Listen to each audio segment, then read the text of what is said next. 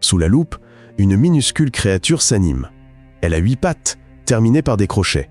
Elle rampe parmi des gouttes d'eau sur la mousse. C'est un tardigrade, un extraterrestre terrestre. Il supporte ce qui détruit presque toute vie. On l'appelle la microbête indestructible. Sans eau, elle survit des mois.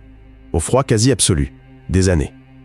Dans le vide ou face aux radiations, elle s'anime toujours. Des tardigrades ont été envoyés dans l'espace. Certains sont revenus actifs et ont même procréé. Et c'est un habitant commun de la mousse de nos jardins. Voyons pourquoi ce char minuscule défie la biologie. Il semble venir d'une autre planète.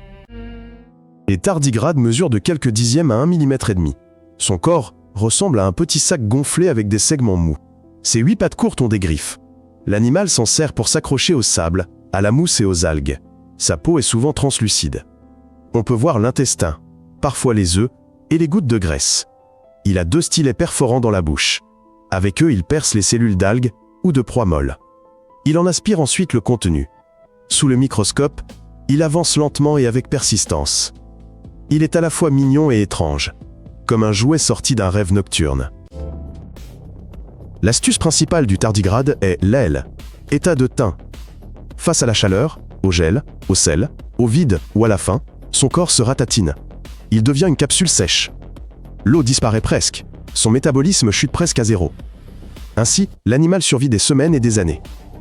Certains synthétisent des protéines protectrices. Elles protègent l'ADN et les machines protéiques.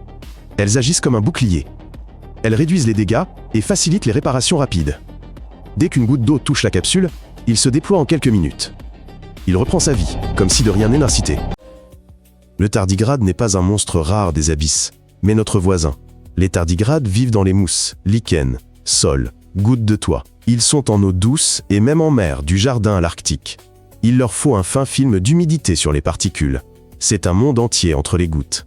Ils mangent algues, bactéries et micro-animaux. Ils sont la proie de nématodes et d'acariens.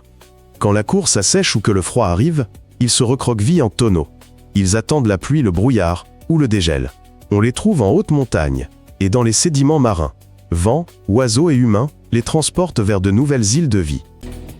Pourquoi le tardigrade est-il increvable? À sec, l'eau disparaît, les molécules s'immobilisent. Des substances vitreuses et des protéines remplissent les cellules. Elles maintiennent la forme et évitent la désintégration.